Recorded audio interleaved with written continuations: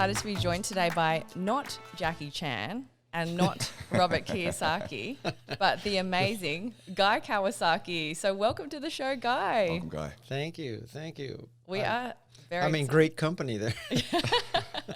Well, we're really excited. So I just you. actually wanted to start off by telling our audience how we met, because I actually jumped into one of your Clubhouse rooms and I saw that you're very active on Clubhouse. So I jumped in and thought, I'll just see if I can get up on stage and say something. Mm-hmm. And we had a really great chat. So we're talking about Vegemite, podcasting, books, Steve Jobs. I don't even know what. Yeah, I felt like we were just in our own little world. But then I asked you to be on our podcast. And I was actually going to reach out to you anyway, because Nick said, you got to reach out to Guy Kawasaki. He's amazing. And so I am. Yeah, and I was thinking about what to email you. And then I saw you on Clubhouse. So I just thought, you know what, I'm just going to ask him straight away. So here we are today. So thank you so much. The invisible hand of God. Yeah.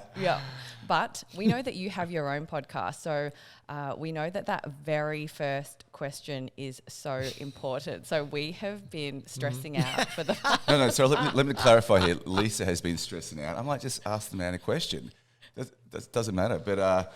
no, it does matter. Yeah, I know. See? Well, my leading question is, so I recently heard that you've still got a 2015 MacBook Pro that's hotted up. Do you still have it? Because now we're in 2021. That's a good question. See, I know you did your research.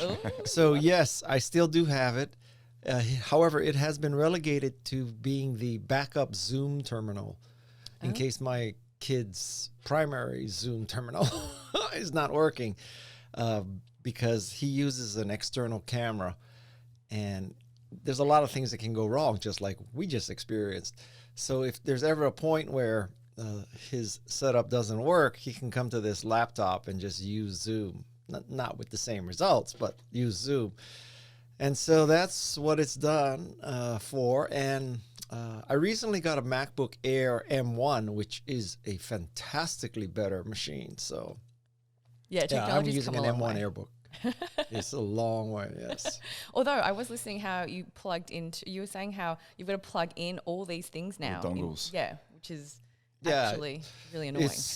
It's utterly ridiculous that right now I'm using, for my recordings, I use an iMac, which has plenty of ports. But the MacBook Air has 2 USB-C ports, which is utterly ridiculous. If you take pictures, you need an SD card reader, and one's for power, obviously. So the other one is for everything else, and everything else exceeds one. So it's ridiculous what they've done. Well, Guy, obviously you met Lisa on Clubhouse. I'm getting asked quite often, is Clubhouse here to stay? Like, obviously it's only been around a few months now, and it's absolutely booming. I don't know. Periscope, Meerkat, Elo, lots of things boomed in the first 6 months or a year. Yeah. The question is, does it have staying power? This is the Jeffrey Moore theory of crossing the chasm. So the pioneers and the early adopters would try anything. And that may be, 3, 4, 5, maybe 6 million people. But then what happens? Because a social media platform cannot exist on 6 million people. So that's the question. And I don't think anybody has the answer. For Clubhouse to succeed, I think that there needs to be a great diversity of rooms with topics from, how to make a Vegemite sandwich to wine to knitting to, soccer, surfing. Like 100 flowers blossoming, as Chairman Mao once said, or was it 1,000? But anyway, a lot of flowers blossoming. And right now, it seems like the preponderance of rooms at Clubhouse is about marketers talking to other marketers about how to monetize Clubhouse, which is total bullshit, if you ask me. So there's that, and there's a lot of get rich quick, people bragging about how they're so successful. If the people on Clubhouse were nearly as successful as they're saying, it would have the richest membership in the history of mankind, let's just say. So, yeah.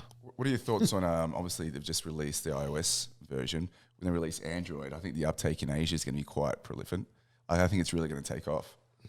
Yeah. I think Android is definitely holding them back. Although, there's some statistic, and maybe I'm dating myself, but there's some statistic that the use of an iOS iOS users download more stuff and use more stuff than an Android user would. So I don't think it's exactly, going to double in the first day. You never know. You never know.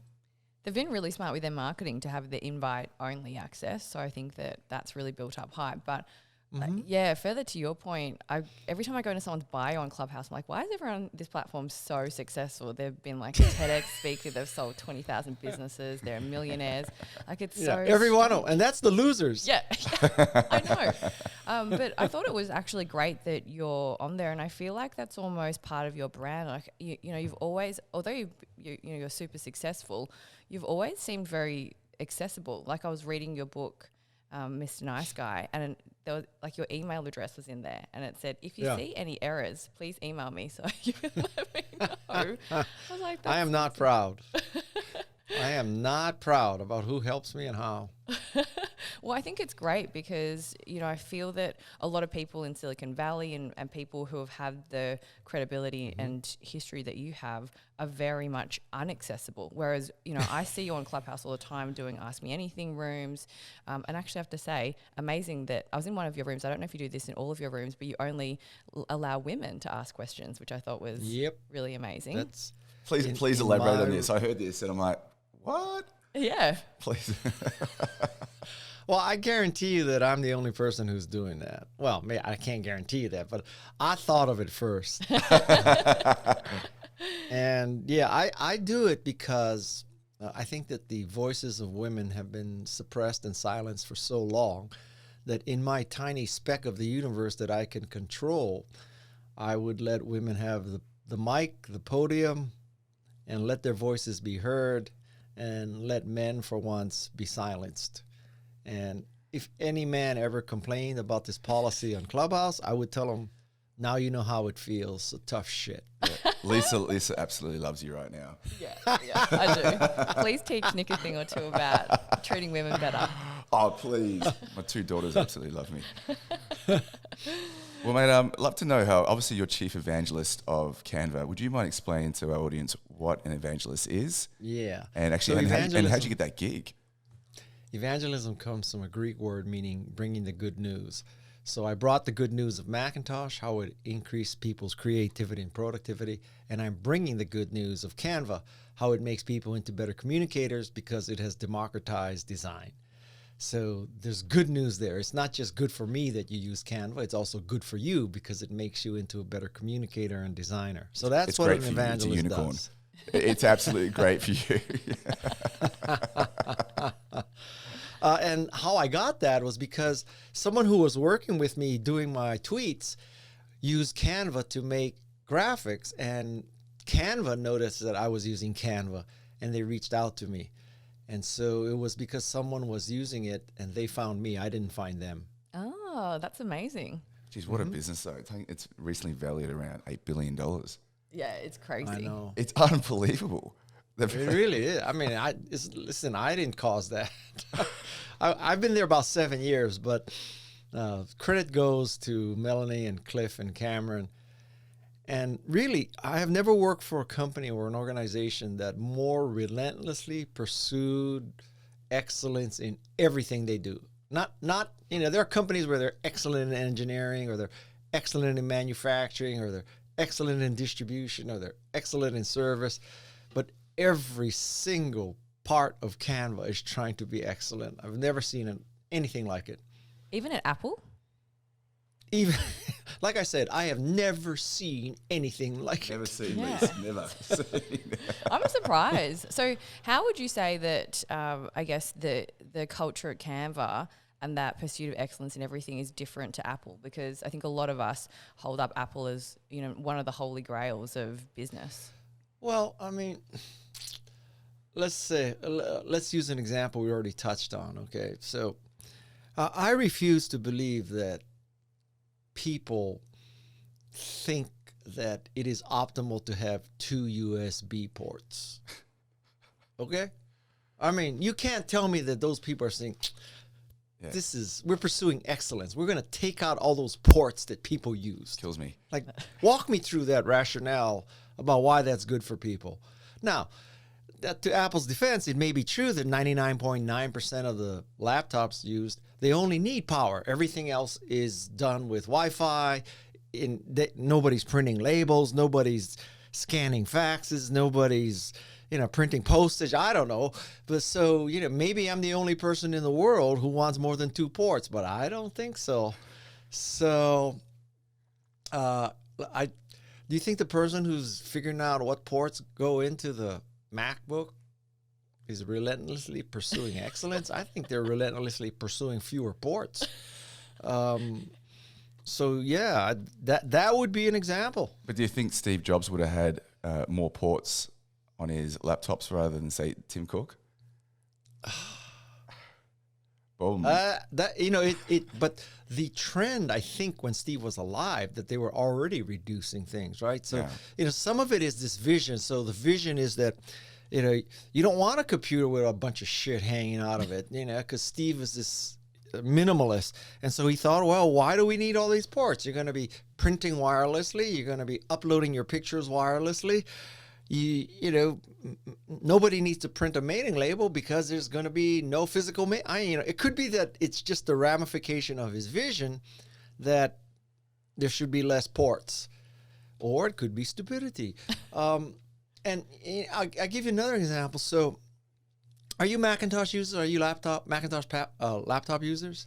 No, I'm not. But I'm an iPhone user. I'm a Windows, but Okay. unfortunately, I've got a Dell laptop, and Dell's now actually gone the way of MacBook Pro, where there's no ports, got dangles hanging off everywhere, or dongles. It absolutely kills me. Yeah.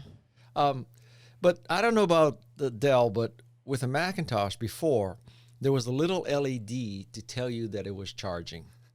Okay?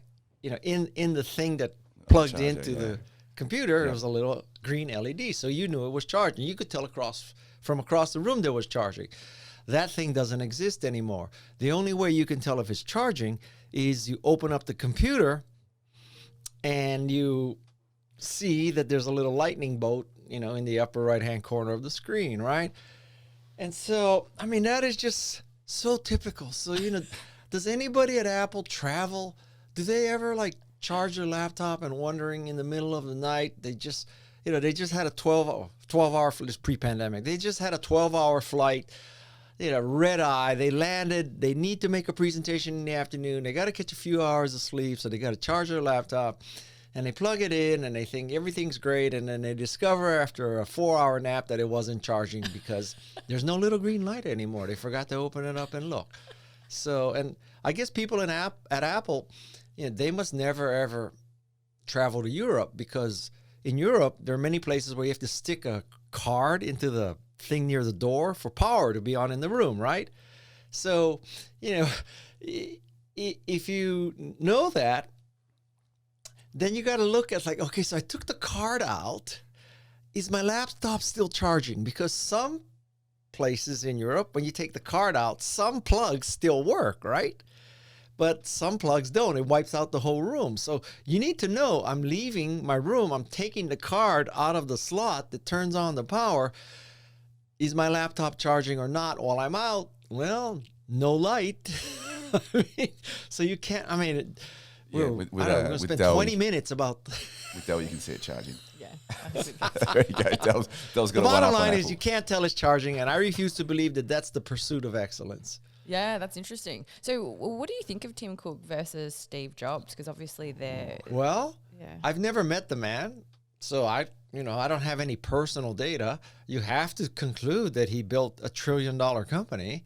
That's about $1 trillion more than I've ever built. So, how can you fault him? I think the true test will be, is there something after iOS? Now, I don't know the answer to that, because the iOS gravy train won't last forever, just like the Macintosh gravy train won't last forever, just like the Apple II gravy train won't last forever. So what is next? I don't know. No pun intended, what is next? But I don't know what's next. And hopefully, there is a group of people inside of Apple who are working on something that will make us want to not use iOS and Mac OS. That's the test. Or maybe Elon might jump into that space. He's in everything else right now. Yeah. Well, right now he's just manipulating cybercurrency, so he's busy. It's That was actually the next question. How is one man influencing markets? So the stock market, currencies. Yeah.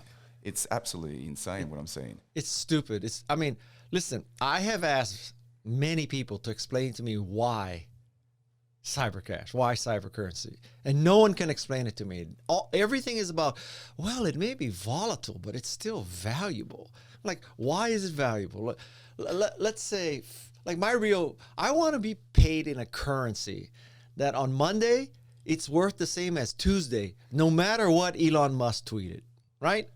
So if you're going to pay me, pick a round number, $50,000 to make a speech, wishful thinking, but let's say you're going to pay me $50,000 to make a speech. You pay me the $50,000. I want to know when I wake up the next day, it's still worth $50,000. Not that it's worth $35,000 because Elon said I'm getting out of Bitcoin. And also, I don't really want it to be worth $65,000, although, I would take that. But, the fact is, if I could wake up and it's worth $15,000 more or less, it means that it's too volatile. And so I think what you want in a currency is stability, not volatility. And if I wanted to like really bet on wild and crazy stuff, I would invest in Series A companies. I mean, that's the way to do that. It's funny you say that. So my question is, so cryptocurrency, where can you actually use it? Like for me, you can't buy goods with it. Only I think there are some places you can buy goods. Very few though. But but you know what? It's like a really religious issue. Right? Like people they just believe in it because, I don't know, the governments can't regulate it or, whatever. Like, so I mean, all these nerds, the whole thing is like, it takes all this electricity to mine the thing that is bits. And if you lose your password, you lose your money.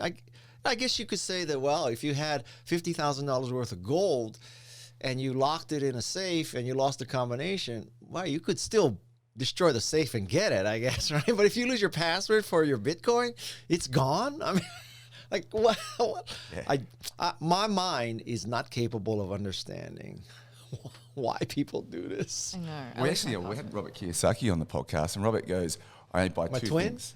things. Yeah, your best friend. You're a double gamer. Yeah. And he goes, I only buy Bitcoin and gold. Nothing else. Okay, well, I understand gold a little bit because, that has history, and if nothing else, you could make a jewelry out of it. But why does he buy Bitcoin? What's his explanation? I decentralize, I believe. Yeah. The government can't control it. He's friends with Donald Trump. What's he care? I mean, so the government. That's a rabbit hole right there. What does it mean that the government can't control it? Well, it's not manipulated by government policies, but but it's manipulated by Elon Musk's mood. So I mean, I would rather have the Fed manipulating my money than Elon Musk. Like, I don't understand that. So, is everybody trying to evade tax? Maybe. Well, you actually have to pay tax on your crypto once you cash out on it. So you have to pay tax on it. Which kind of defeats the purpose. I mean, I don't know, what does it mean to not be regulated? So yeah, I'm actually with you on this one. I still don't understand it. Yes, I have invested in it, but I still, because I just got in on the hype. I'm geez, everyone's getting in, I'll get in, but I know nothing about it. So, Guy, what are you investing in? I'm investing in my podcast. That's all.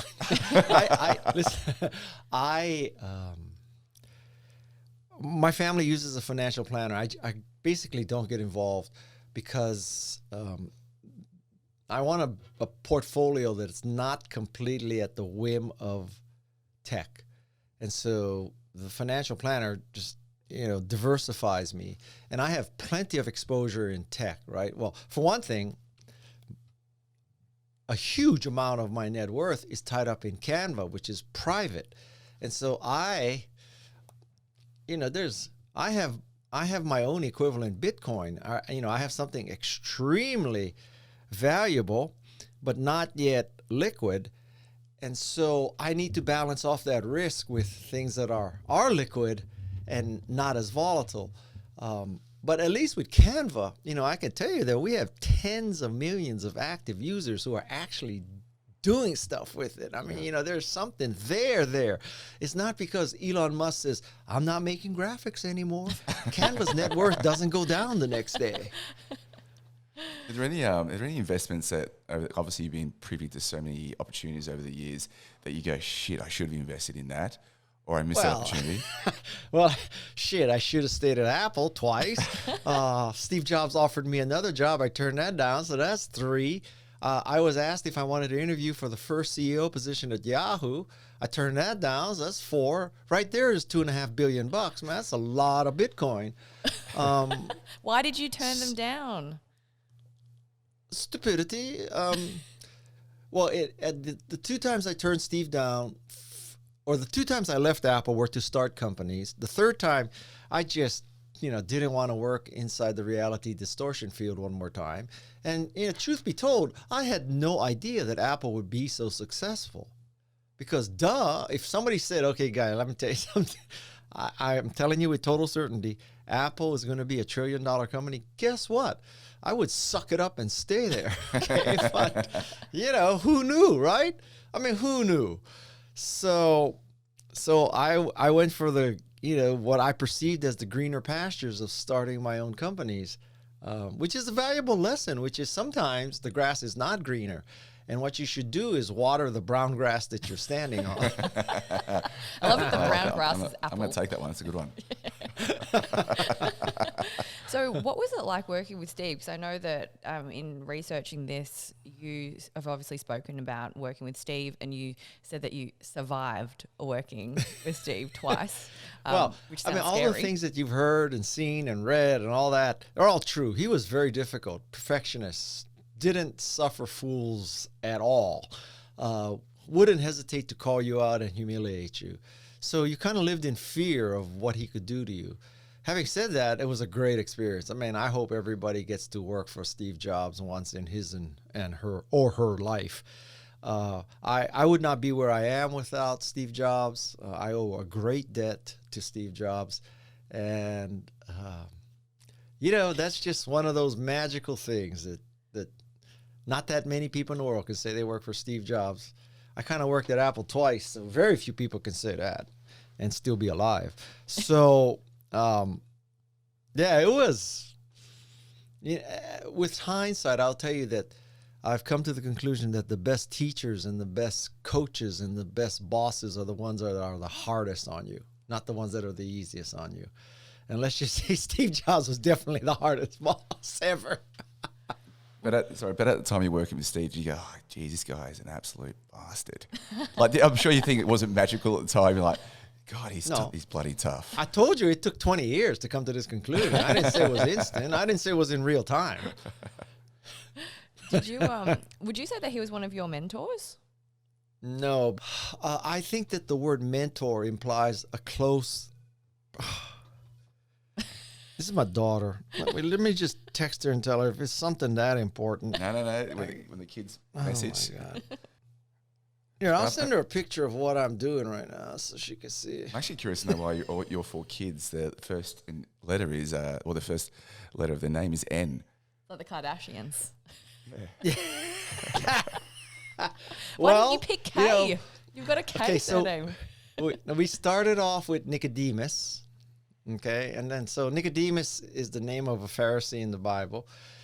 And then we said, oh, sounds good. And then we said, okay, so Noah also, you know, character in the Bible. So now we're on the N roll, right? And then we adopt Noemi. And I think Noemi, my mind is fuzzy. She had like 5 names. That's how Guatemalans name their kids. And one of them was Noemi, so we picked the N one. And so now we're at 3 out of 4. And so by that point, we said, well, we might as well name the last one Nathan and you know, have it all. So I'll tell you something. There are times where, as a parent, as you're getting older, you want to say something to one of them. You go, so Nate, Noemi, Noah.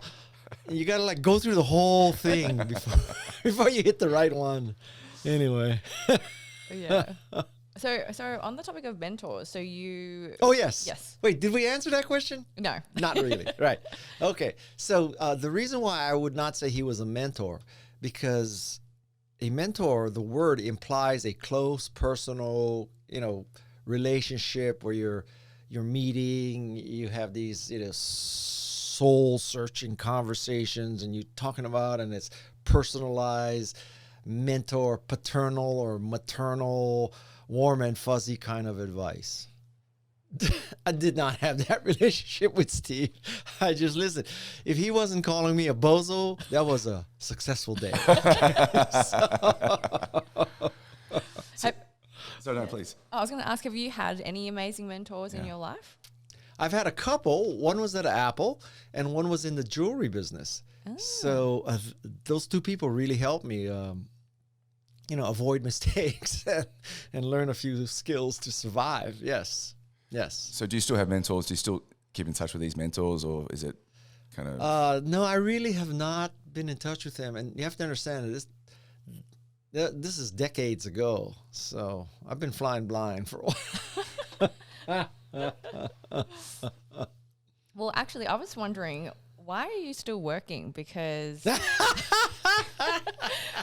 you could, like, I was reading that you surf 2 to 4 hours a day. And can I tell you, I don't know how your skin looks so good, because that's like out. It's the lighting. Out in the elements. You got to give Nick some tips. Your skin looks better than Nick's. Well, I did not make a lot of money at Apple because I left twice and turned Steve down once. The companies that I started were, fair successes. They weren't home runs. Canva, on the other hand, is a complete and utter unicorn home run. Yeah. 7th game of the World Series, Grand Slam home run, no problem, right? But it's not liquid. So, I still have 2 tuitions to pay, and we eat a lot, and surfboards aren't cheap. And none of these people who want me on their podcast ever pay.